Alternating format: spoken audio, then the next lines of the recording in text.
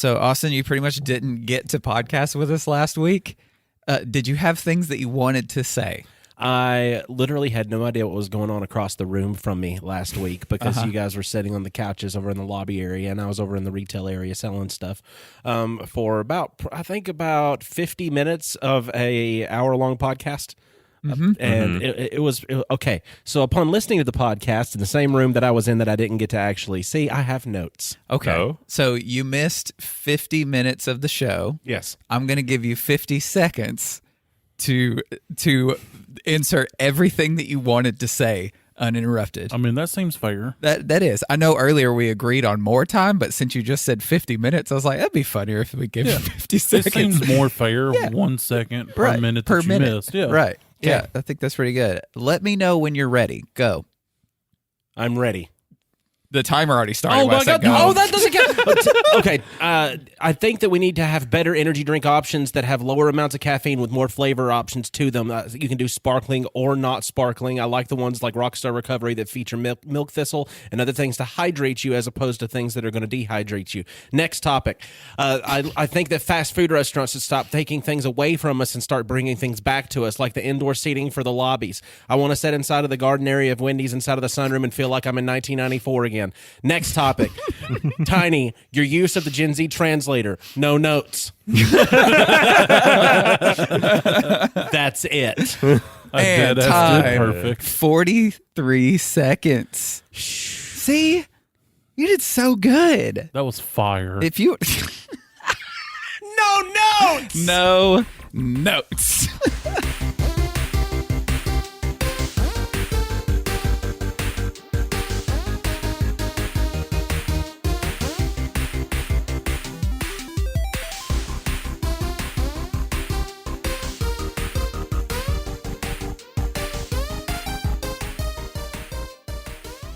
Hey, everybody, I'm Dane Holland. I'm Austin Shazam Pfeiffer. I am Otto the Thirsty Boy Cogdale. And I'm the artist formerly known as Tiny. And we are Nerded Through the Grapevine, the podcast where four best friends gather weekly to talk about our favorite parts of past, present, and future nerd culture. Last week, we came to you with just all of our nostalgia that we wanted to bring back to the present day. But this week, we're doing the opposite, to where we're going to sound like a bunch of boomers telling the kids to get off our lawn. So this episode is the antithesis to the last one. A One of my favorite foil, words. if you will. Yes. And I would like to preface everything that we're going to say by saying I'm not trying to gatekeep anybody by the statements that I'm going to be making. I'm just giving my opinion on what I enjoy. That is not this. True. You have 50 seconds Right.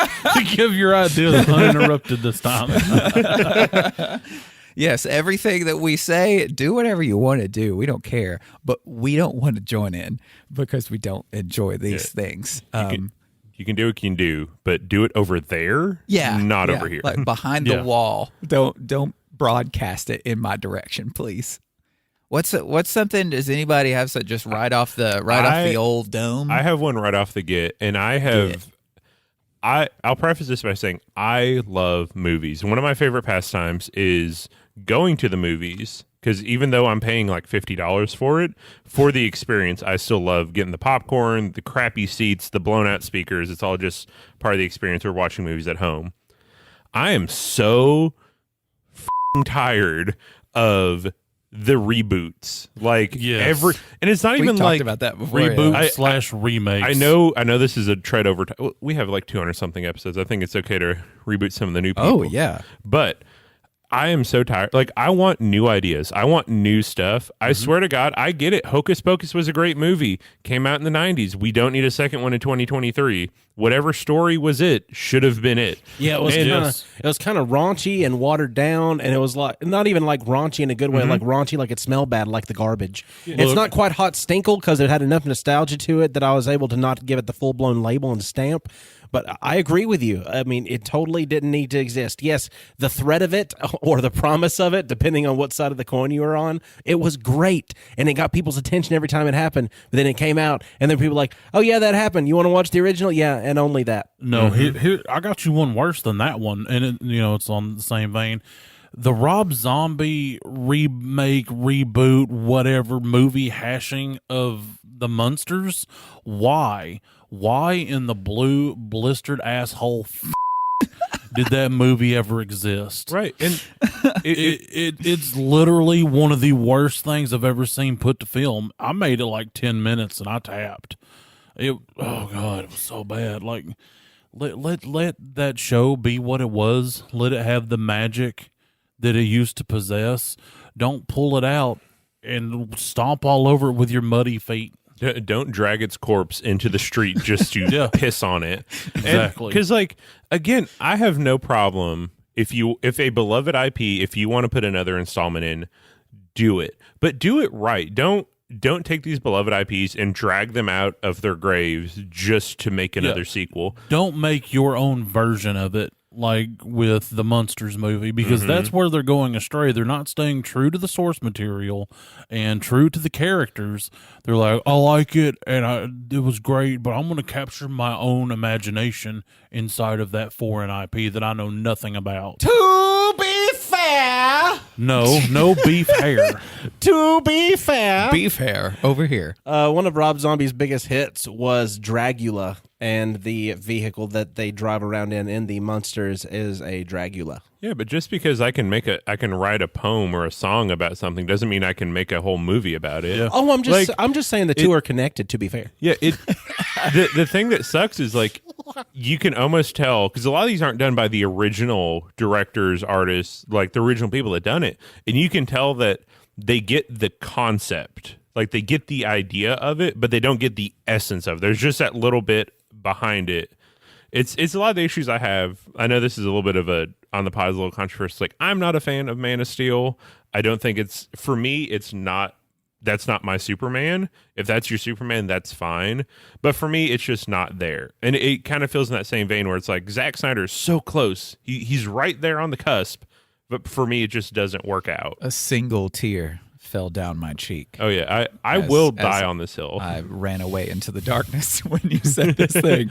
Now, I have most people say that, and I just have to stand there just proud as I can be to enjoy it. But you know what? Hey, if you like it, enjoy it. I do.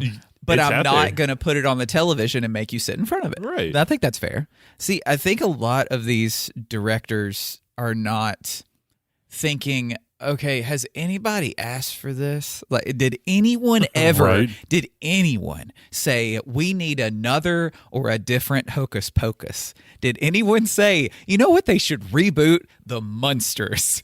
Like, no one ever asked for these things, and then they do it anyway, and they wonder why no one likes it. It's because no one wants anything different than the other. Like, whenever you get that feeling to watch Hocus Pocus when it comes Christmas time, that's what you want to watch, is that specific movie. Hold on. You Wait, watch wait. Hocus Pocus during Christmas Not time? well, yeah. It's just like when you watch the Skellington Nightmare Before Christmas on Halloween. But You got to watch Hocus Pocus on Nightmare Christmas. Before Christmas took place on Christmas. Hocus Pocus took Right. place during Halloween. Yeah, So why would you watch it on Christmas? I misspoke, and I was trying to make it. I was trying to make it work. I was trying to Okay. make you Yeah. just go, "Oh, okay," and then move on. Got you. I don't want to tell you how to freedom, No, but I was in that just- case, I should be behind bars. I didn't want to Don't let confuse me. our listener. Don't let me freedom. Halloween. We'll edit Hocus it in Pocus post to where you said Halloween. the right thing. Sure. We'll cut it out. We'll fix it in post. Our editor's terrible. He's not going to touch I shit. hope it We'll all. fix it in post. Don't worry. I hope it all stays because Oh, it will. because it's fantastic. It's Oh, it fantastic. will. Just to screw up when you're talking, it's fine because I think that the giant anthology series should go the hell away in movies. I think Such as? Marvel. What you talking about? I'm done with Marvel. Oh yeah, dude. Okay, that's not just anthology yeah, series. yeah. Let's Well, just not anthology. That's the excuse me, opposite of not anthology. anthologies. Sorry, these giant. We both made a mess up. Yeah, these giant arc movies, Like cinematic universe cinematic movies. universe movies. Yes, They need to yes. go Stop away it. Yeah. because I think that I've wanted to consume this kind of stuff for a long time.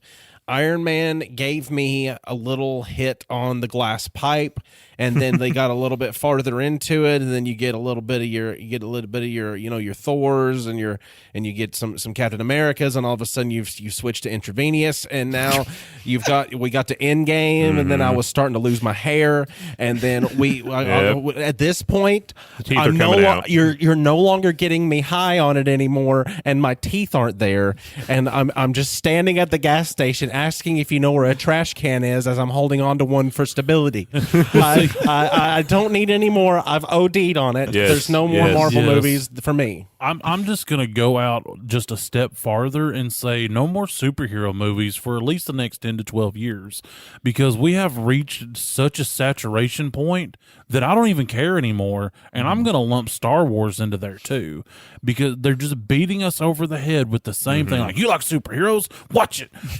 We're gonna make them all tie together, so you have to watch all of them, and that's the part that I hate the most. I just watched Ahsoka though. Even messed up my Guardians of the Galaxy, because I was watching the third one and I'm like, why is he so sad?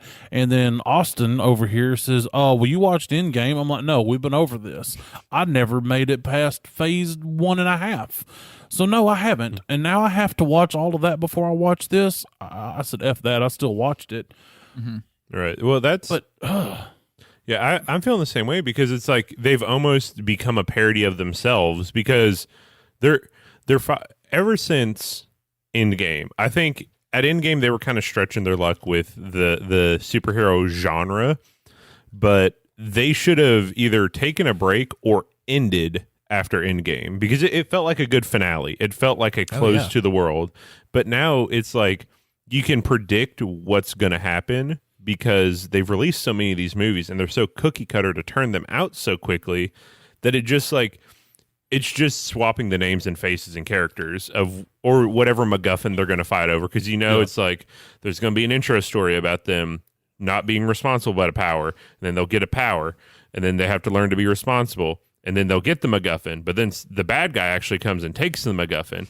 So the heroes have to team up and learn a lesson about getting better, and then they'll come steal the MacGuffin, and then the bad guy will come back, and then they'll have whatever their overarching hero or villain of the arc will show up in the end credit scene and grimace at the camera while grabbing the MacGuffin. Now tell me which Marvel movie that is. This has been seeded through the grapevine. All of them. Insert any superhero movie. Here's what we need to do. You know that energy that all of you, and by you I mean nerds, channeled for the Morbius movie, to where we brought back what I'm going to call a cancer and made them put it back in the theaters for an additional week. We channeled that. We did something great. We made them lose money on that. Let's channel that energy and not consume superhero and Star Wars and things like that, so they get that idea of, oh, maybe people are tired of the same shit. Maybe we should try something different for just a little bit. See, this is where it's your fault. This is where they need to figure out their target audience also, because like we need to be wondering how kids feel about this, like just constant pumping out of superheroes and stuff, because at our age we expect good movies, and like if they have superheroes in them, good superheroes, like a good portrayal of the superhero that we like. But the movies aren't just made for us. They're not just made for the nerds. They're made for the kids who are, nerds too, but they're just being kids. Like they're made for them. So are they even good to the kids? Like that's what I want to know as well, because a lot of their money is coming from parents taking their kids to go see these kinds of movies. But I think a lot of the Marvel stuff is a little too mature, I think, for like a younger audience. Mm-hmm. So I don't know exactly what their target is, because if we're the target, they're missing horribly here lately, except with like what Austin mentioned, Ahsoka. Ahsoka is like this new breath of life into Star Wars that a lot of people watching it are really loving it. And Tiny, the part where you don't like is having to watch other things for something to make the most sense. Ahsoka, Rebels is kind of that way, the animated series. For Ahsoka to hit really deep, like you need to watch Rebels. Well, but for it still to be good, you don't have to watch Rebels. I haven't watched Rebels. I've not, and it's good. Yeah. I mean, I can respect that. I can respect that opinion. My thing is, we're just reaching a saturation point. Right. Yeah, It's like we've got a big puddle in the floor where the dishwasher overflowed, and we've got one single small washcloth to soak it up. Once that thing is so wet, it's not going to pick up any more water. Yeah. That's where we're at. The puddle is all this Star Wars and superhero mess that they keep pumping out, and it's causing a lot of discord. in me. And there's Nailed a link in it. our description. Go down there, click it. You can tell us we're wrong, but you know we're right. You really do. So join the community, the Backyard Bonanza. It's a happy, slappy fun time. We're on there live, uncut, uncensored, and irrevocably circumcised. Beautiful. Well, and that's one thing. The thing that sucks is like, so The Mandalorian season 1, fantastic, Amazing. Chef's kiss, no notes. Like, because again, you get some benefits from knowing the lore, and you really don't even need to watch any other Star Wars, Right. because season 1, it's just he's a cowboy that goes from town to town, but he's in a Beskar suit of armor, and that's all you really need to know. But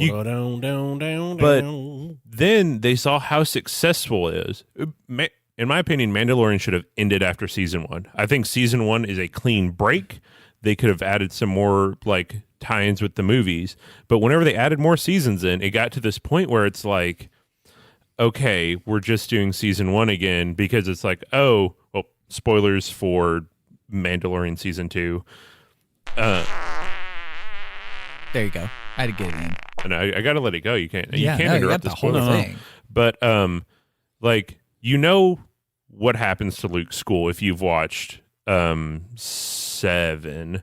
You know that the younglings die. Kylo kills them. So you think, oh, so Grogu's going to go live with Luke now. We kind of know what happens there. So they have to backpedal and be like, well, actually, no, Din Djarin gets him back. But then you're like, okay, so it's another Din Djarin looking for his people like in season 1. Except now you're adding in Luke and Ahsoka, which again, Ahsoka, one of my favorite characters. But I don't like when these characters that are so beloved are just shoehorned in there for a, hey, look, it's that person. Because I mean, that's a lot of what Star Wars and these superhero movies are becoming. Just shoehorn as much crap in there as we can.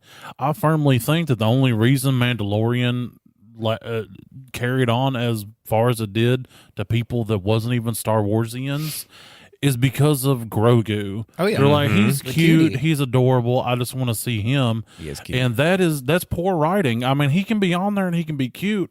The story centers too much around him. I don't care enough about Grogu. I just want to see Din do cool Din stuff. Yeah. And it got so bad that when they tried Book of Boba, which started off amazing, like the it's first so much couple promise. episodes were so good, like when he was with the Tuscans. Yeah.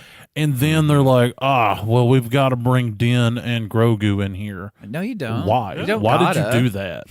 There was no need for any of it. And I liked the Mandalorian parts of the Boba Fett show, but outside of that and his first 2 episodes, the rest of it was just kind of like, Now, But hold I on, want to see hold the on. Mandalorian in the Mandalorian show, not the Boba show. I want to yeah. see Boba in the Boba show. It was just like, it felt like a cheap crossover. it but was Mando 2.5. But without Boba Fett, we would never have had Machete as the Rancor. That is fair. very true. And It's true. Danny Trejo is one of my favorite surprise. There's these things called surprise actors where like you don't know they're going to be there, and then just boom, they're there. Like Jack Black's a surprise actor.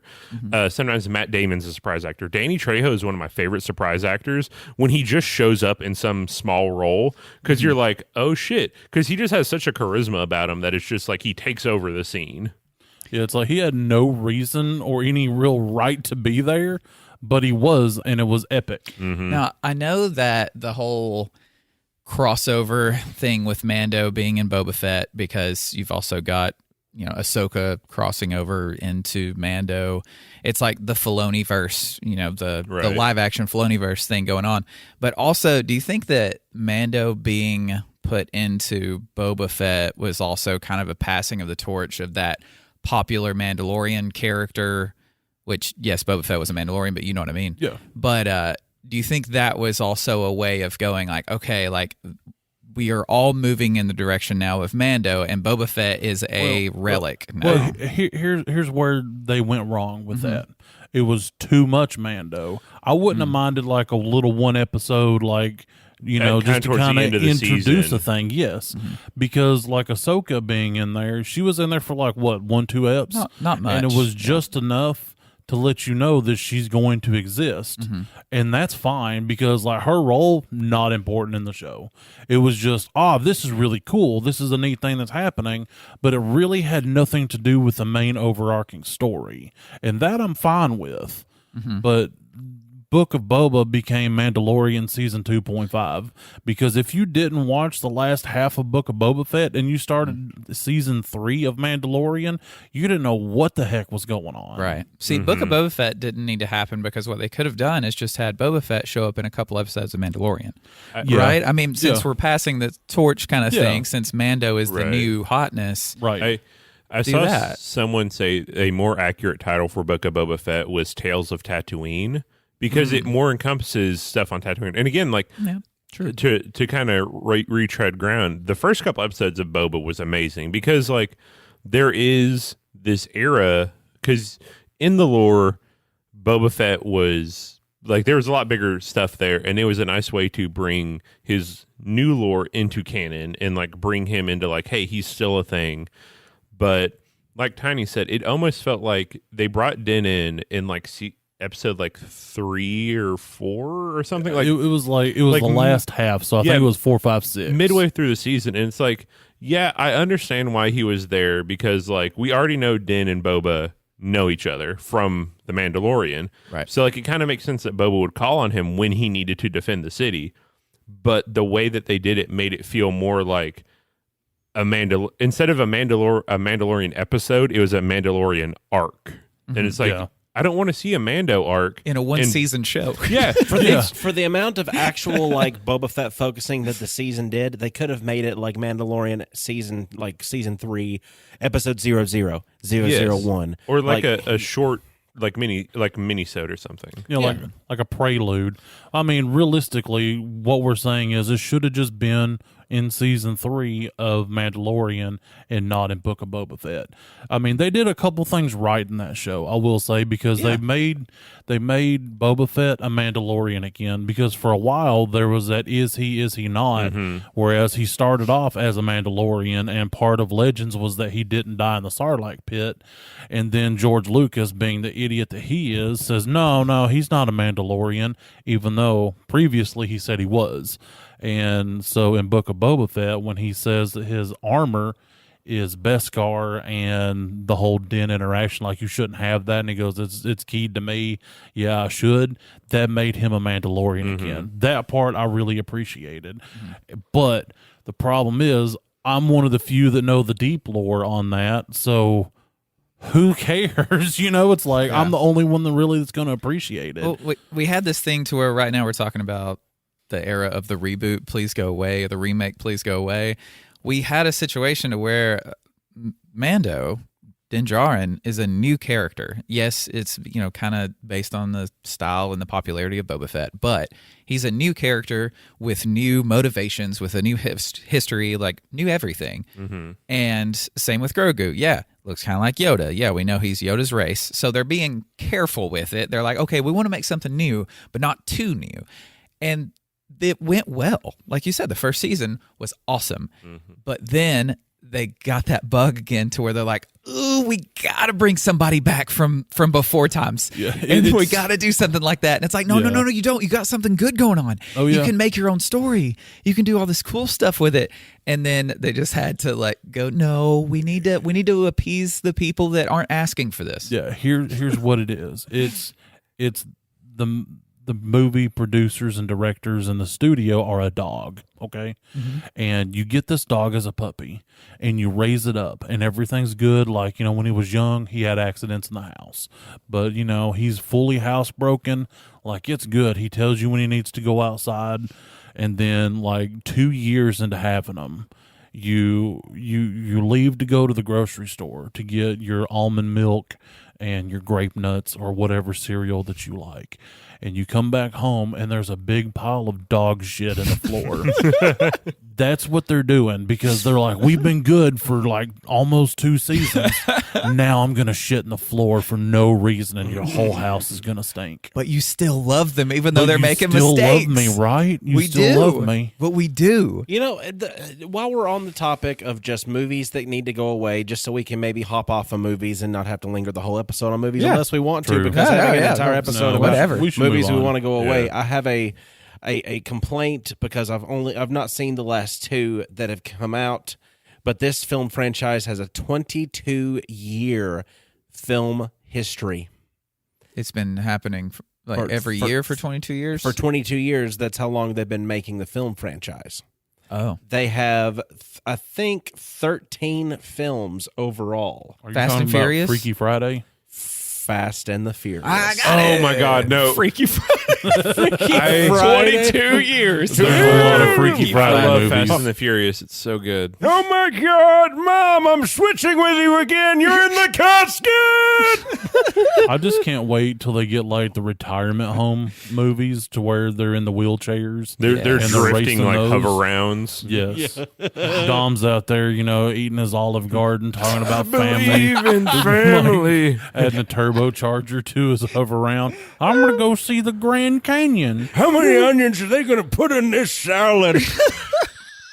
They know I can't digest it. Dom, that's a cheeseburger. How many onions are they going to put in this salad? They know I'm going to shit the onion hole. I wanted unlimited dipping sauce with my breadsticks. He's gonna put Nos on a hover round and pop wheelies down the. He's gonna like do the double throttle and pop a wheelie in his hover round down the hallway. A new old guy moves into the room next door and he's like wrecks Dom's hover round. He's like, you owe me an 8-second hover round. He's paralyzed from the neck down, but he can raise up and get in your face with hydraulics. Well, he replaces The his Rock. oxygen tank with NOS tanks. The Rock's character has dementia and is just spouting off random one-liners just all the time. So basically he becomes Arnold Schwarzenegger. Yes. Oh, God, I yeah. think they could turn into Transformers. Like, I think eventually the Fast and Furious can turn into them like becoming vehicles at one point in the future. I think that's how they keep going. That leads me into what I want to go away. Is I didn't even get to talk about mine. well, I mean, I can wait if you would like to go, but that was just a good segue. Finish the segue and then we'll go back. Okay. What are we The going to talk about? mixing of random IPs that shouldn't go together. Pause. Excellent. I'm excited for that. Well, let's talk about Fast and Furious too. I just wanted to Three, get. I wanted to get into the Fast and the Furious real quick, and I was going to list all of the names of the Fast and Furious movies, Good, just because so I don't know them all. just so everybody can know. There goes the Fast and the Furious, Turbocharged, prelude to Too Fast, Too Furious. It's a 6-minute mini movie. It has no dialogue. It's only Paul Walker's character Brian street racing and trying to get away from cops and giving winks and smiles at girls. Okay, That's stupid. Is it real? Like live action? Yes, it I is. think you just pulled a memory out. I think I remember hearing about this. It is non-essential viewing, but it's here nonetheless. What was it called again? It is called the turbocharged prelude to Too Fast, Too Furious. That's such a broke my Fast and the brain. Furious TM. name. Then you've got Too Fast, Too Furious. That was 2001 on into 2003 and 2003. Ludicrous. So you've got that. Ludicrous? And then you've got one from 2009 that was called Los Bandoleros. That is one that is it's short films from the Fast and the Furious series that take place between Fast and Furious 1 and 4.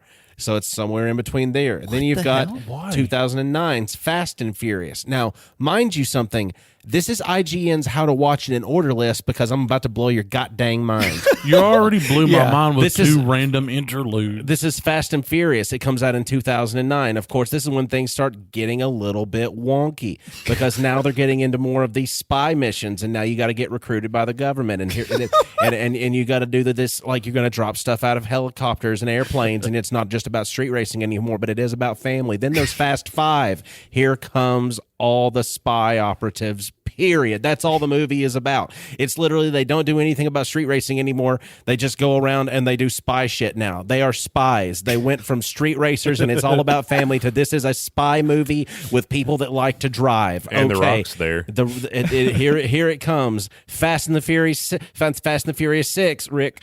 Hobbs is introduced. He is that's who is The Rock? I think that is Jason Statham's Statham. character. Yeah, Oh, okay. because Shaw is Yes. The Rock. Hobbs. Yes, that Shaw. movie is 2013. And Dom and his crew once again are on the lam. Hobbs, meanwhile, is looking to take down a mercenary group led by Luke Evans as Owen Shaw. Dun, dun, dun. Anyway, you're working with the U.S. government and all this stuff happens. I think that was the one with the glacier race. Okay, now we've gotten back to a movie that came out in 2006. Isn't that also the one where Ava Mendez comes back to life? I believe that might have been the... Because she died in one, and then they brought her back later. No way, that's Letty. And Dom was pissed. Like, where you been? That can't be Letty. Is this Tokyo Drift? Where's that? It is Tokyo Drift. Hey! Fast and the Furious Tokyo Drift came out in 2006, but in continuity, it does not occur until 2013's movie Fast and the Furious 6. So they go from racing with cars from like 2019 to 2013 back to the ones racing from like 2006. The wackiest of the Fast movies timeline-wise. In the series, this is the third movie, but it takes place between Fast 6 and 7. The first Fast movie directed by Justin, it doesn't matter about all that stuff. Basically, it's you've got Twinkie Bow Wow. Like not Lil Bow Wow? It was but Bow Wow at that point. like Just Bow Wow. He grown up. Lil is no longer No Lil. Lil, it's just Bow Wow. And Big then Bow Wow. you've got that, and you've got Lucas Black. Now, you might not know Lucas Black from the get-go, but you've all seen Lucas Black in the movie where he said, And Billy Bob Thornton character was in there talking to that little boy. He was that little boy in the movie Sling Blade. We're talking about mustard on his I like the way you I talk. like the way you talk. yes, Lucas Black was that the actor. Okay. The little boy that I I reckon I talk. aim to kill you with it. So that Some happened. called a sling blade, Oh, but I calls it a Kaiser blade. but I'm sorry. Nobody. But the thing is, Didn't do it. full sling blade. thing Dude, is, I love that movie. It's so good. nobody ever talks about that too much because it just happened. It was the lowest box office success of any of their movies, which is surprising because I figured they would stop having that box office success, but I guess not. They keep shoveling them out because in continuity, 2015 comes Furious 7. It doesn't have Fast anymore because they're just pissed because they want to go back to street racing. They're stuck in a spy position and they just want to get out. It has an 82% on Rotten Tomatoes. Again, that's why you can't trust Rotten Tomatoes. Okay, and then past that, which is number 8, in 2017, there was The Fate of the Furious. Fate of the Furious. Yes, they're doing spy stuff. Still. By God! And then they had a solo movie that was an offshoot called Hobbs and Shaw. It was based with Jason Statham's character and The Rock's character. And Just spies, right? They were just spies. they were one was a spy, one was a government agent, and They then were trying to out action hero each other the yes, entire time. they were trying to out action hero each other the entire time, but all the while getting out action heroed by Idris Elba. So I didn't know he was in it. Yeah, he had a super suit. Yeah, they have. How did that movie They've contain got- that much meat? They've got Iron Man in Fast and the Furious, but he's black and he's Idris Elba. So the guy that plays Heimdall. yeah. I That's thought it was awesome. Idris, but you know. Idris. It is probably Idris. I'm just ignorant. Idris Elba.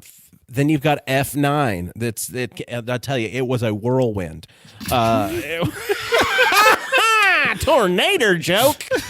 No, honestly, I don't care. Was Did you Twista throw in that one? cucumbers? You know, I think at one point That's a callback. they have new people come into the series like John Cena and Michael Rooker and Cardi B Cardi B and Cardi B and Cardi B. Cardi B is in it. Cardi B. Cardi B B's in it. in Fast and Furious. I can hear her car engine right now. I don't care about Cardi B or It's- Cardi C. It is. Anyway, I think this was the one that had to do with his long lost daughter and how he had to go get her back because she belonged with the Who is family. he? Dom? Dom Okay. had to go get his daughter back. Fast 10 came out in 2023. And I did not fasten my seatbelts because it is the second to last chapter of the Fast and Furious series because I guess we're not going to get to see them in the nursing home. I guess we're not going to get to see it. It's been a long day without you, my I friend. saw someone describe the Fast and Furious as the closest thing to real life anime you can get, and they just use Carfu to fight because they went from because like if you watch the first one, first off, it also dates itself like crazy because guess what they're stealing? They're stealing these great TVs that have VHS tapes in them. Panasonics. It's a combination, and also the like radio. I didn't realize that. Yeah. If you go back and watch the first Fast and the Furious movie, it really makes you feel old because you're like, I remember watching thinking like, yeah, that's why they're stealing that. But now it's like you can't give TV VCRs away. No. But they are the way to play the documents of the past and keeping them relevant. So to have one is also to preserve time. Right, but it's like I love the Fast and Furious, but it's also one of the most trashy. Like it's the worst movie franchise, but also it's so great. But like, it's like the Expendables, they just said, what if we took the cars out of Fast and Furious? But then Fast and Furious is like, but we could do that better. Yeah. Yeah, 'cause And they now went they're from- battling each other. They went from said, street we race. can do that. We can do what you did without cars with cars, even though you're doing what we're doing with cars without cars. Well, like they That's what it was. went from street racers to master hand-to-hand combat and spies. It's like you were racing in the streets. How do you know kung fu? Well, see, I tapped out before that, but I mean, to play devil's advocate here, because that's what I like to do, you as an individual can be a street racer and still go to a dojo on the weekends and learn how to fight like jujitsu and stuff. Hey, Dom can This is true. throw Just saying. down with all levels of martial arts across the globe. Dom can throw down, and he's a street fighter from where is he from? Anyone?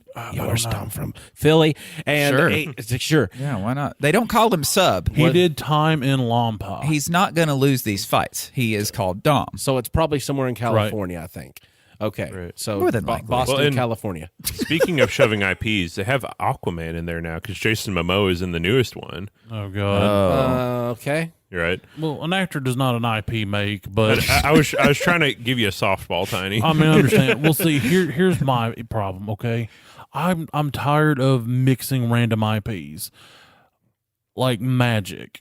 I mean, I don't even play Magic anymore yeah. after the Oh, whole yeah. old OGL thing. But why Transformers? Like, why'd you bring them into the fantasy realm? Why Lord of the Rings? You know, why are you bringing in all these things that don't need to be there? Let Magic be a separate entity in and amongst itself. It already has its own lore and artwork and everything. Why are you trying to bring all this other stuff in here? I think Money. Yeah. I mean, no shit, but Yeah. I mean, That Right. was But all I was why? going to say. There are people at stake with this with bigger pocketbooks than what we possess to contribute. So our vote on this really wouldn't matter, just because the amount of the money that we'd be putting into buying said cards in this room, if we were all into it, would not be enough to sway anybody, as opposed to somebody that goes out like Post Malone did and finds the guy that has the One Ring card that was available from the Lord of the Rings series and bought it from him for $1 million. That was like 3.5. Yeah, it was. Yeah, it was a ridiculous multiple- amount. Anything over $100 is astronomical. So Right. it's all Yes. just make believe. It's paper, cardboard, and ink, and oh God, and the frequency with which they do it. I'm fussing about Magic. I kind of want Right. Magic to go away because if you play Modern, you have to buy a new set like every couple of weeks. Like previously, you know, it was 3 to 6 months that a new set would come out. Now it's like almost every other week. Oh, this set's coming out. This set's coming out. This set's coming out. And a lot of these sets suck. And they're throwing in mechanics just because the game is already super complicated. And I'm not saying my stuff's crooked. And I'm not saying that it can't grow and evolve and change and add mechanics, but it's like, bro, I'm just learning the mechanics from the last 6 sets, and you just dropped 10 more. How am I ever going to keep up and play this? Yeah, it's the too much of a good thing is a bad thing. Yeah. Because as people who love trading card games, it's like, oh, cool, new cards. I love new cards. Oh, cool, more new cards. Wait. I'm still looking at my new cards I just got. Hold on. Wait, what set are we on now? Like, I'm still trying to open packs from 4 sets ago. Like, I don't understand what's happening. Okay, if it's getting that extreme to where they're just bringing things into the realm of Magic the Gathering that don't belong in the realm of Magic the Gathering, such as, say, Lord of the Rings and your Transformers and your things of the such. You know, what if, say, like, Fast and the Furious went over into Magic the Gathering? Honestly, I I'm don't surprised doubt that they haven't put it in there at this point. Like, it probably will be a secret layer. Like, Magic does this thing called secret layer, which is kind of different for me, because secret layer is this little separate subset of Magic to where most of the time it's them taking a card that already exists and putting some different kind of artwork on it, or you know, some other universe, some other IP, going, hey, what if The Walking Dead had Magic cards? This is what they would be. And that's this like separate thing that's like, okay, if you want to get this, it's over here. Well, a lot of the secret layer are not official cards. Like they did a Bob Ross series of the land cards. That was awesome. It was like Bob Ross paintings. Like, they were beautiful. They're official. You technically you could play with those. Yeah, you can play with them. I think my issue when they started, like the Transformers thing, the most, they released a special edition set that started at like $90, and you had the chance of getting a Transformer card in there. You couldn't even just buy that one. You had to take a gamble, and if it wasn't in there, guess what? You missed out. Right. And that is one of those that, like, a secret layer would have been great for some Transformer cards, right? I mean, it's just like, if you want Transformers, here. Hell, I can remember back when Pokemon came out with the fossil cards, because you had just irregular Pokemon edition trading cards, and then they came out with a different series of them, like your fossil cards, and then you have another series after another series. But the fossil cards, I believe, were the second American series of cards to come out, because I had a first edition fossil set that I had. There's the base set, jungle set, and fossil set were the first jungle. 3. But with Magic, the player in me that loves the game wants to be like, hey, this is good that they're going, hey, if you love Lord of the Rings, we're going to have it in Magic now. So if you've never been into Magic before, but you love Lord of the Rings, here's a way to get into the game. That is an awesome idea, and that is a very optimistic way of looking at the situation. Yes.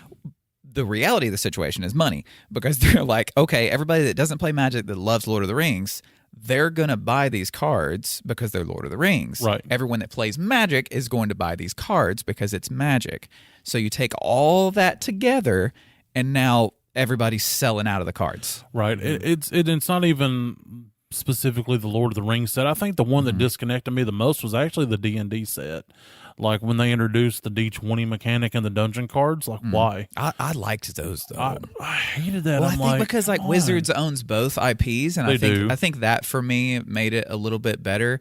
And I think there was somewhere Theros. I think Theros is in the Magic. Was Theros originally the Magic universe or D&D universe? I don't remember. I want to. They kind of came out at the same time. Okay. But I feel like D&D was first. With Theros. Theros is a land where there are like gods that have a bunch of powers and stuff. I think they're pandering in the wrong way. I think they're trying to reach too far into that nerdism in the crowds to be like, oh gosh, most of the people that like this is going to like Lord of the Rings. Most of the people that like this, they're going to like Transformers. They need to start doing stuff a little bit more subtly so they can release new editions of cards and every character's like wearing Crocs. And tell me that wouldn't be a good surprise. That'd be a secret layer I would buy. I feel like all of the things that we talked about can be coalesced into one statement of what we want to go away: money grabs. Well, yeah. We want Absolutely. money grabs to go away because that's what everything's getting to. Yeah. I mean, realistically, because it's like, I understand you want to bring in a new crowd. That's how your company survives. That's how, your IP flourishes. But it's all done so poorly. Yeah. And it's infuriating. Because- I mean, I've tapped out of Wizards everything at this point. Right. I mean, I even bought Baldur's Gate. I shouldn't have spent that $60. I hate every Oh, you don't like that game? single second that I've played. I love it. It's a lot of fun. Like the interactions between characters, that's fine. When it comes to the combat, I don't want to roll a die to see if I live. I die so much because the dice is never in my favor for combat, and that's infuriating. You have to save like every 20 to 30 seconds, otherwise you just start over. Yeah. It's like they went a little too hard in the paint to make it like D&D, but by yourself on the computer. Yeah. And it's a complete I'm trying to think of a way to say it where you don't have to do extra work. Thank you. It's a complete crap storm show swirl. Hot, stinking, no. fecal garbage. That's a hot take. But even more, it's cold white dog shit. Ooh. Oh, Like Man. you go outside and it's a hot day and you're taking your dog out and she's just had a real fit to go. Yeah. And so you just go out with no shoes on and you step on something really hard and rock like in the green grass and you're like, ow, that really hurt and almost cut the arch of my foot. So you get down on all fours to get your eye within inches of it to see what it is. And it's a dog turd that she pooped out like a week ago that is dried and becomes sharp on one side and looks kind of like a bone and is the hardest thing in the world. And then you're like, why is my face so close to this? Yeah, that's the Hellhound's dagger. You were supposed to pick Yes. that up. That was a quest achievement. That is exactly what I feel about Baldur's Gate 3. see, and that's- I will fist fight you behind the Waffle House anywhere. You name the Waffle House, we'll go. This is why we preface this with we're not saying that you shouldn't do these things because the majority overwhelmingly the overwhelming majority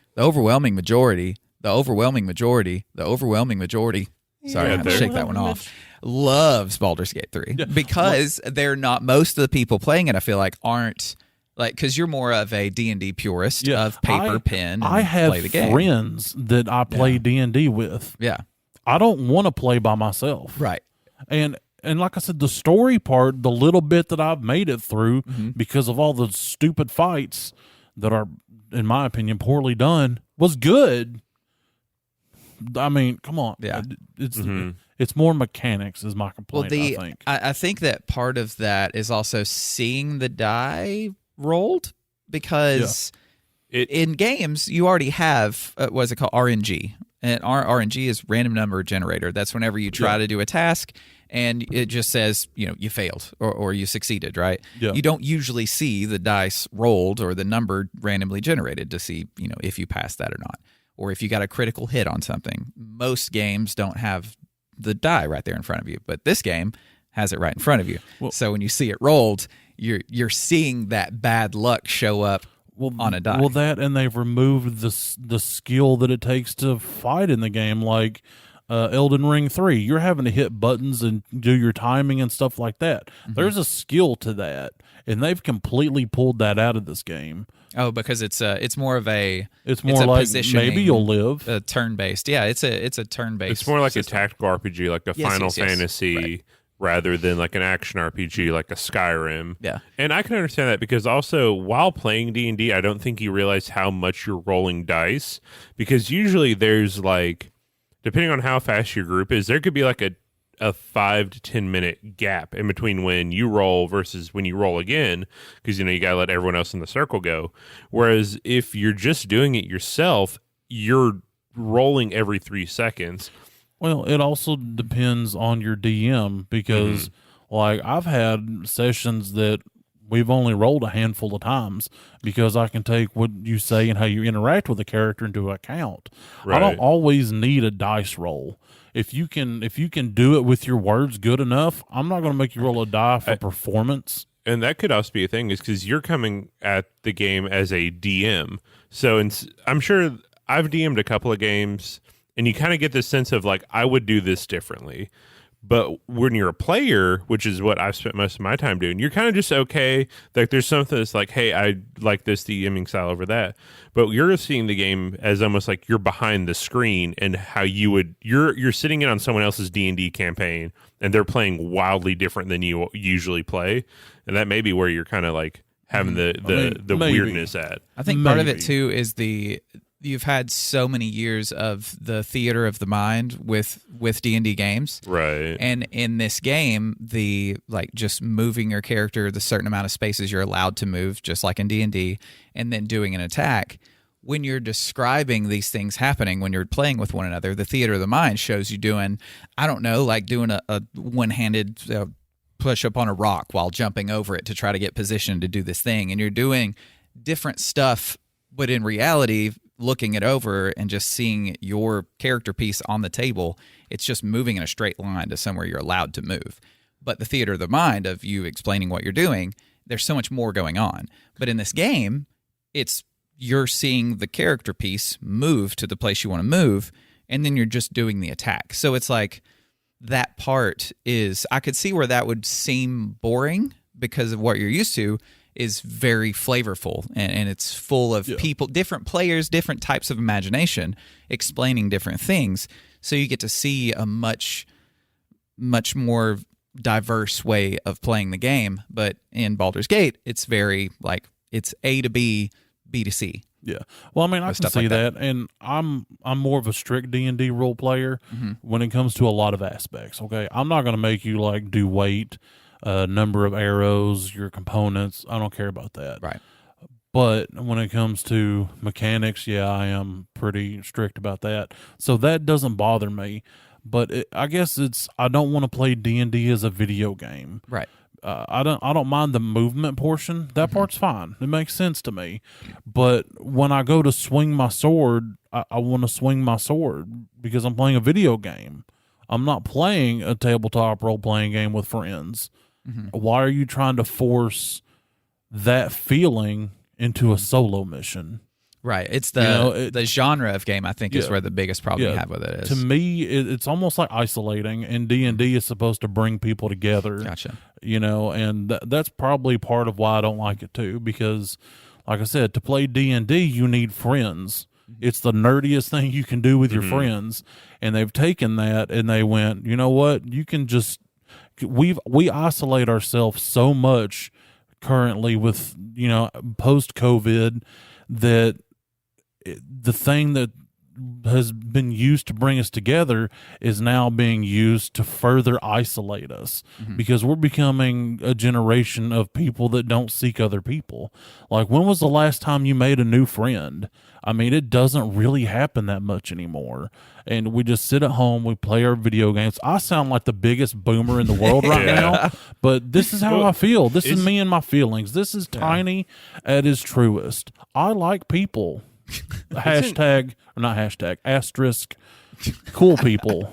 I thought isn't Baldur's Gate multiplayer? I thought you could play up to 3 people. You can play with more people if you want to. It's like playing a D&D campaign with the game being the DM and you and your friends playing the game together. Pass. Right. But you've got to, that's 4 people that have to spend $60 if they want to do that together. Right. So that part sucks. Preferred video game style over what kind of video game style you got. Because, honestly, just based off of what I've played, that's, with that realm of stuff, going into a Skyrim or an Elden Ring to where it's going to be combo-based and it's going to be timing-based and it's going to be skill-based, as opposed to it being turn-based the way that it is in, your Final Fantasy styles or your Baldur's Gate.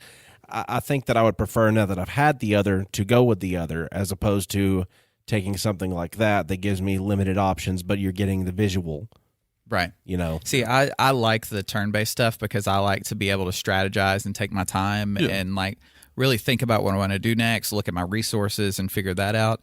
So, and that's just a different way of playing games, right? I can see that. Yeah. Well, the old school Final Fantasy, I tapped out after 10. So I'm going to preface the rest of what I'm going to say with that. Hey, 10's a good place to stop. I loved them. Yeah. I loved the turn-based and all that because it was a challenge in order to beat certain bosses. And I feel like that doing it this way, it removes the challenge portion because Skyrim is a different kind of challenge and different kind of strategy because you're okay, I need to go get this object.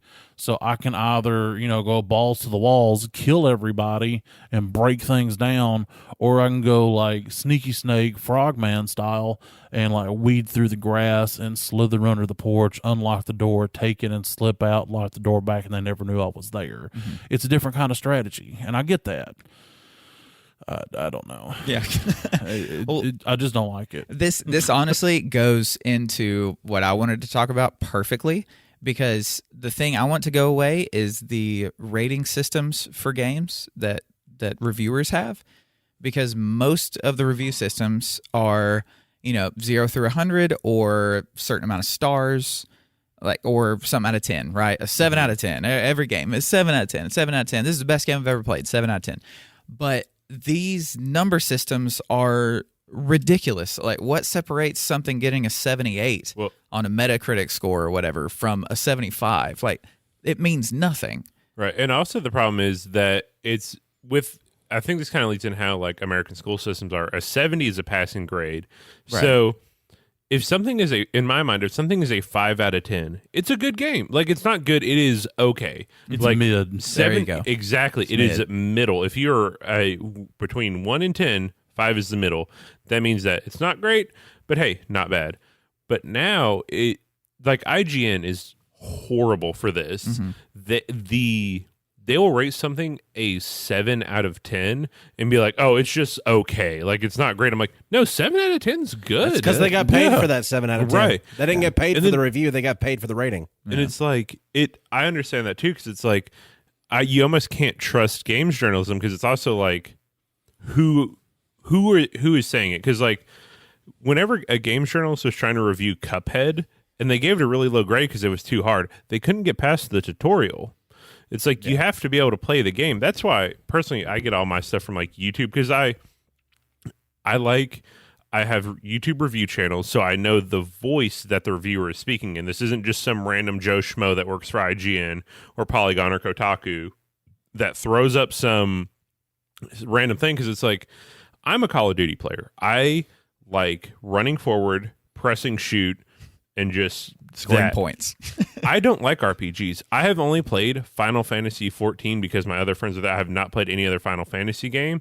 I played a little bit of Skyrim. It's just too slow. Well, it's just 14's the worst. Right. That's the online BS MMORPG. No. It's not that I don't like RPGs. It's just like, I have to be in such a great mindset and like ready to do it. So most of my gameplay is in like Fortnite, Overwatch, Call of Duty. So I'm not someone to review an RPG. Elden Ring, I played a little bit of Elden Ring, couldn't get into it because it's like, I don't have the time to devote for this. So good. While I can recognize that it's an okay game, I wouldn't be able to fairly review it. Whereas like with Call of Duty, I have played so much Call of Duty that I feel like I would be a better review voice for that. And that's kind of the thing you run into with these score systems is they just hand these projects to random people and they don't take into account like what's their gaming background. Because exactly. Yeah. Like that's the biggest thing is like, what's your background? Because gaming is such a broad subject. Because back in the 80s, it was mostly platformers. And then we kind of moved into 3D platformers, and like 90% of what you would run into was the same kind of game. So if you were a gamer, you would run into that kind of game. But now it's such a big art form that like you can't judge Journey, which is one of the most gorgeous, beautiful games you can ever have the chance to play, versus Call of Duty Modern Warfare 3, the second one that happened in this year, not the other year. Because it's two different things. Yeah. Yeah, and it's kind of like what you said, like you get a lot of your information about games from YouTube. You have found different reviewers that have a similar taste to you. Exactly. So you can go to that voice because you're like, he likes the kind of things that I like. So he'll give me a rating score based on what I like. Right. Mm-hmm. As opposed to Rotten Tomatoes, IGN, insert whatever other critic thing. They're just doing it from whatever standpoint they have, and it's probably they're trying to be general. My eye just itches like crazy. Get in there. And oh yeah, like it kind of hurts, but it kind of feels good. Yeah, at the that's same kinda time. feels Are you good. seeing the Yeah. colors yet? Because you know, whenever oh you yeah, rub your eyes, dude, and you see the colors. it's like a They're like getting a in there. it's like a mauve. You're kaleidoscoping yourself. I know, like there's so many sparkles. But anyway, so you've done what I think that you're supposed to do, because I don't look at critics. I don't F critics. I look at YouTube reviewers when I'm looking at games, and I've found a couple of channels that like what I like. So when they give an opinion on it, I'm more apt to agree with them. You know, like, this one's good. This is Drek. You know, I think that we should lean more towards that than critics. Critics just need to go away. It's a useless profession. Yeah. See, what we get now is you'll have an image from the game, or like the cover art, and you'll have all these grading scores on there, right? So, Tiny, when you look at something that shows Baldur's Gate 3, it's loaded with 30 different review sites that have it almost perfect scores for everything. Yeah. And then you go play the game and you're like, all this is BS. And just vice versa. If someone that listens to your review of that game and they play it and they're like, I have no idea what he's talking about. This is the best way to play D&D ever created. Like, it's two completely different ways of looking at something, because you enjoy different things. Right. Like, you don't like that type of game, so you're not going to review it well because you Exactly. don't like it. Yeah. I mean, I can still appreciate aspects, and I think that even critics can do that, because, like, Baldur's Gate, we're just still going to use that as an example. The graphics are beautiful. The setting is cool. There's a lot of positive. And it has that hot demon lady in it that you can hang out with. I Hang didn't out get with that and, far. I made give it. high I fives made to. it through the crash, and then made it over to where the druids are. I've only seen like clips of it because I have a PS4 Pro that if it looks at Baldur's Gate too long, it overheats and dies. Fire Gotcha. starts to shoot out the Yeah. back of it. So I didn't make it far. I maybe if you was to sit down and just play and not screw up a lot and wander off track, I'm maybe an hour in, and I don't even remember where I was going. And that's another thing. Like, even you mentioned, a lot of reviews aren't people who have been playing the game for an entire week, multiple hours a day. They got to bang this review out so it's ready by release date. Like that scathing, like, I hate this piece of HSFG, was from you playing a video game for an hour. Like, saying this I should put not more be than played. an hour in. Right. I played for probably 10 to 12. Gotcha. But I made it through an hour worth of the game. Oh, okay. I see what you're saying. Yeah. But I kept dying and having to start over and over and over and over and over and over see. and over and over and over, because at the combat, all my rolls were shit. yeah. That's how I actually play D&D. I've had campaigns where I did not roll above a 10 for 3 sessions, and I wanted to eat my dice. Yeah, but it didn't can result, eat your dice there. But it didn't result in TPK after TPK. Right. I hear they did add a karmic dice roll where the game won't let you roll low too many times. Well, But that feels almost like a crutch. But at the same time, the dice gods are cruel and vengeful and They are. will spit in your Cheerios. I want a rating system that has no amount of stars, that has no number assigned to it. It's just either do not recommend, or recommend if, or highly recommend. Something like that. Because if you look at a review and it says, I recommend this if you like this type of game, or if you really enjoyed this, I think you'll like this game. And there's a big write-up, of why they enjoyed it. Yeah. And there may be some review places that do that, but it's never put in the forefront, like places like IGN and Metacritic and things like that. And speaking of what you're saying, make sure you give us 5 stars on your Spotify that you're listening to us, or your Bingo, baby. or your Apple Podcasts, or anywhere you're listening to us Yes. that has a rating system. Give us 5 stars. Yeah. Well, that's like Jeremy Johns. I don't know if y'all ever watched him on YouTube. He reviews movies. I thought you were talking about the sandwich place because you pronounce things wrong. Jeremy Johns. Well, Have you had I'll the pronounce things gargantuan? right. The gargantuan over Jeremy John's? I got a big old pickle with it. Anyway, so his review system is what I watch in theater, what I watch it in theater drunk. Do I wait till do I rent it, or do I just buy it outright? Yeah. That's his That's review good. system. I like that. And he's like, you watch this in the movie theater drunk. So I'm going, okay, that's a real shitty movie. So you have to be in an elevated state with some buds. Yeah. Yeah. I mean, Right. I think that's a cool way to rate movies. Yeah, there should be more nuance around why. I mean, yes, you have a big write-up, but in the end, people are only seeing the big number that's flashed at the top, or how many stars that you gave it. Like, they're not reading everything and why you describe that you don't like it. Well, it's like that lady at work that I've talked about that likes to look at the International Movie Database before she watches any movie. Please, it's just use the abbreviation. It's IMDb. Everybody says it. MDib. She was like, I don't know why the International Movie Database gave Morbius such a low score, because that was a really good movie. I was like, child. I want to read her write up for that. Right. I want to read that letterbox review. Yes. The freedom that Matt Smith's character expressed while he was dancing for the first time in his life, he had the energy to.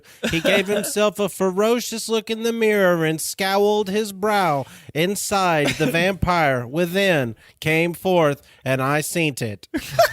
And that's kind of the perk you get with YouTube, is that like I have a couple of different game review channels, and even if like I don't like the game and probably not going to play the game, I still like watching the review because it gives you usually a basic rundown, kind of an idea of it. Mm-hmm.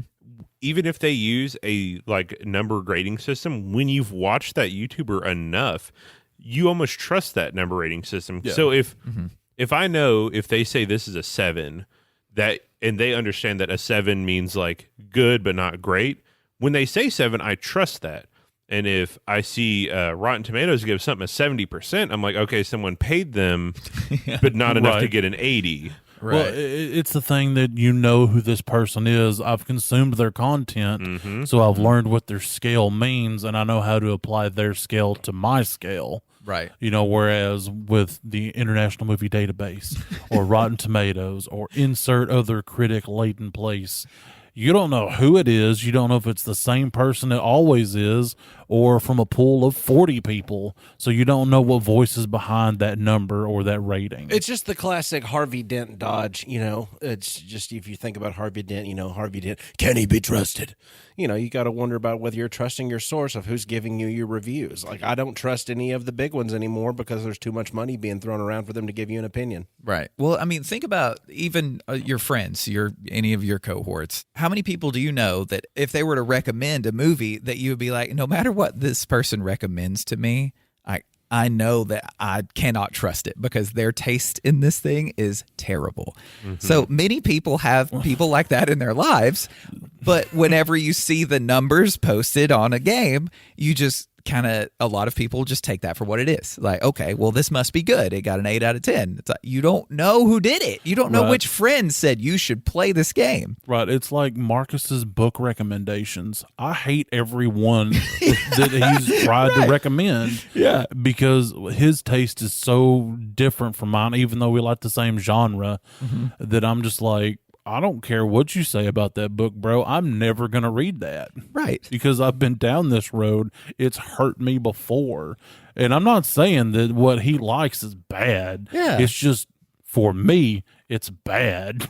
Yes. And this is why different genres of things exist. Love you, Marcus. Yes, absolutely. But that's why all these different things exist, because different people can enjoy different things at the same time that other people aren't going to enjoy. And I just, my big thing was the game ratings. I just wish they would change the way that's done. But like Austin said, the 5 stars for us, I mean, that it makes sense to me. But then again, to somebody that doesn't like anything funny, or they don't like nerd anything, or they don't like good podcasts, I may not recommend us to them, and that's fine. They don't have to listen. But if you see somebody wearing our T-shirt on the street, you definitely know they got good taste.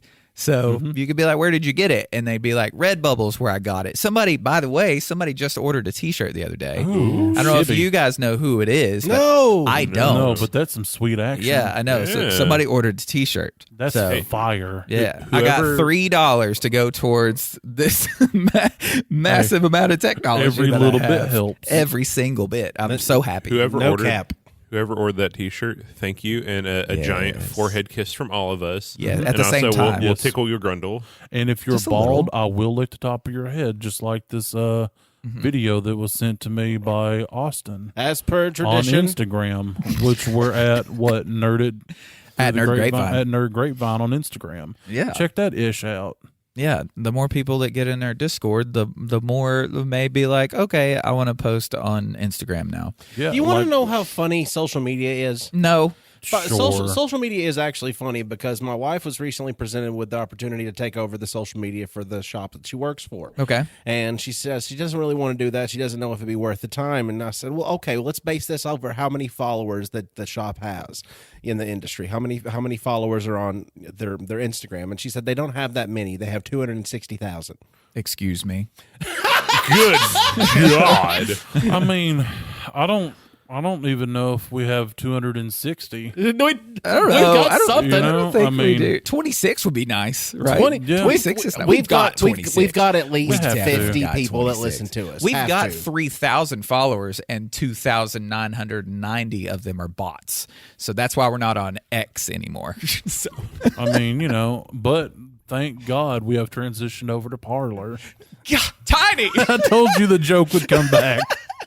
We're also on Telegram. I've Is that where someone shows up at your house with like I don't something know. to tell you? Is I that just a heard about Telegram? Telegram. But I have thought about starting us an OnlyFans And if you're not doing and not posting nudes. Okay. We're not going to do that. We're Yeah. going to do like feet pics. ooh crock shots, And like, and just are random some pics crocky of us, boys. and just random pics of us, I will sitting in the squish. grape I'll sack. squish. I'd pay for that. I'll squish marshmallow fluff and peanut butter out of my It crock has to be holes. grapes. Yeah. You have to put grapes in your crock hole. Oh, Yeah, man. and if you want the link to our OnlyFans that I'm probably gonna make, you join our Discord. I'll give you the link there. And if you're on the Discord, just tell us what you think about us starting our OnlyFans. And also, if you're not doing anything, this comes out on Wednesday. So if you're listening to this on Wednesday, the Friday that's right after you, you can find us on Omegle. We're going to be, we're not going to talk to you, but you'll know it's us. We'll be the feet stepping in buckets of grapes. One of us though has a faulty bucket and is going to repeat what the grape lady did back in the early 2000s. So our newest member of Patreon, Tab, she has requested that we do a Garth Brooks only Southern poetry. Southern poetry. I think I can make that happen. Hold on, I'm gonna post a feet pic to Discord as a teaser. Oh God. Hold on. So Out of context feet pics. we don't usually do this, but do you guys want to next week do a Garth Brooks Southern poetry episode? Absolutely. Sure. Coming to you Yeah. next week, Garth Brooks. One song or 4 different songs? Where are the bodies? Oh no, it's 4 different ones. We're Ooh. each doing our own. Oh, can we? Oh, we have to talk about his social media too. We can do whatever. Oh yeah, because you got a whole lot to my you got a whole God, like, lot it's to so talk about in good. social media. But yes, next week Southern Poetry is back, baby, and it's going to be all Garth Brooks. So it makes me wonder if I were to find Garth Brooks and present him with grapes that life had giveth him. What do you think he would do? Well, I will smush my grapes till my feet aren't dry. Right between my toes, I see those squishy guys, and they are turning into jelly.